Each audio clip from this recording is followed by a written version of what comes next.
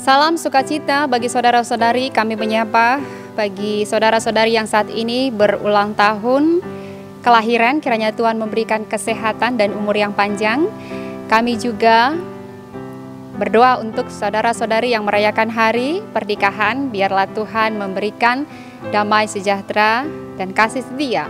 Kami juga berdoa untuk jemaat Tuhan yang saat ini sedang sakit, biarlah Tuhan yang memberikan kesembuhan. Marilah kita berdoa. Kasih karunia dari Yesus Kristus dan damai sejahtera dari Allah Bapa dan persekutuan Roh Kudus menyertaimu sekarang dan sampai selama-lamanya. Amin. Firman Tuhan pada hari Jumat 14 November 2025 diambil dari kitab Kisah Para Rasul 15 ayat 11. Beginilah firman Tuhan. Sebaliknya, kita percaya bahwa oleh kasih karunia Tuhan Yesus Kristus, kita akan beroleh keselamatan sama seperti mereka juga. Demikianlah pembacaan firman Tuhan. Dengan tema, diselamatkan karena kasih karunia Allah.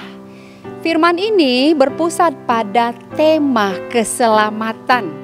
Hanya melalui kasih karunia Tuhan Yesus Kristus dan bukan melalui hukum Taurat atau perbuatan baik lainnya. Kisah serupa juga pernah terjadi di Antiokhia. Saat itu terjadi perdebatan perihal ajaran anugerah keselamatan. Ajaran itu menyatakan bahwa keselamatan harus dilengkapi oleh hukum sunat untuk memenuhi tuntutan hukum Taurat. Ajaran itu sangat bertentangan dengan pengajaran Yesus kepada para murid bahwa keselamatan merupakan anugerah Tuhan. Sebab itu, Paulus dan Barnabas pergi ke Yerusalem untuk membicarakan masalah tersebut dengan rasul-rasul lainnya. Penjelasan Petrus dalam sidang menekankan dua hal utama, yaitu pertama, Tuhan tidak membeda-bedakan orang Yahudi dan non-Yahudi. Yang kedua, bahwa keselamatan diperoleh dari kasih karunia Allah dalam Yesus Kristus Tuhan kita.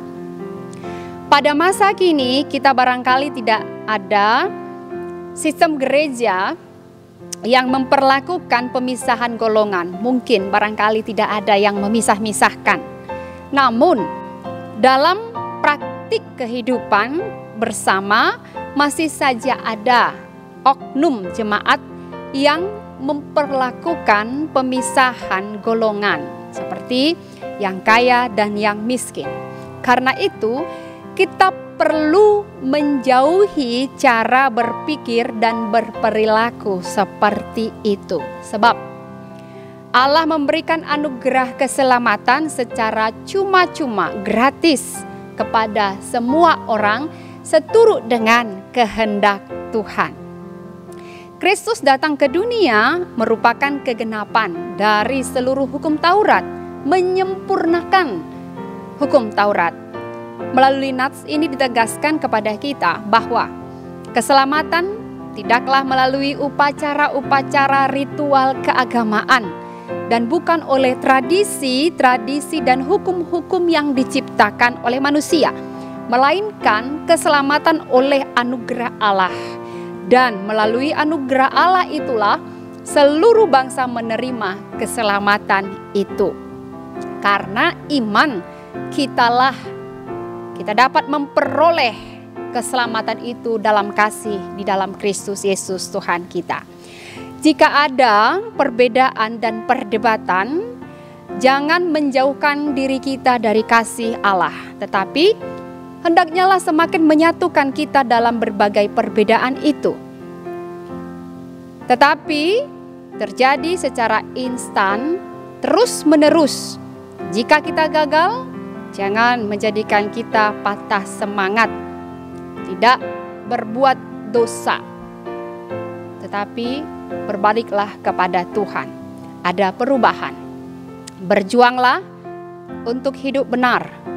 Sulit memang, tetapi Tuhan akan melindungi dan menjaga kita sebagai penerima anugerah keselamatan itu. Untuk para pelajar, belajarlah dengan benar. Untuk para pekerja, bekerjalah dengan jujur. Untuk hamba-hamba Tuhan, layanilah dengan segenap hati. Untuk para orang tua bahkan lansia, wariskanlah imanmu kepada keturunanmu. Untuk para pemerintah, sejahterakanlah rakyatmu dan jujurlah. Untuk anak-anak, hormatilah orang tuamu. Oleh karena itu, marilah kita menerima kasih karunia Allah hanya di dalam Kristus Yesus yang dianugerahkan kepada barang siapa yang percaya kepadanya. Amin. Kita berdoa. Di dalam nama Allah Bapa yang kami kenal melalui Yesus Kristus dan di dalam Roh Kudus, terima kasih Tuhan buat kebaikan-Mu. Engkau sungguh baik dan amat baik memelihara kehidupan kami hingga pada saat ini. Biarlah Tuhan kami dapat mengerjakan keselamatan yang Tuhan berikan bagi kami dalam segala perbuatan kami yang menghasilkan kasih, sukacita, damai, sejahtera. Kami juga Tuhan berdoa untuk para jemaat-Mu yang berulang tahun kelahiran, berikanlah umur panjang dan kesehatan. Kami berdoa untuk yang merayakan pernikahan di tengah-tengah rumah tangga mereka, berikan kasih setia dan saling mencintai dan mengasihi di tengah-tengah keluarga mereka. Kami juga Tuhan berdoa untuk yang sakit, kiranya Tuhan yang memberikan kesembuhan bagi mereka.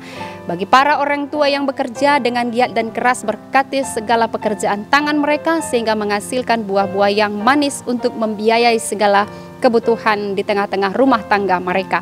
Berkati Tuhan anak-anak kami, berikan damai sejahtera dan kebijaksanaan.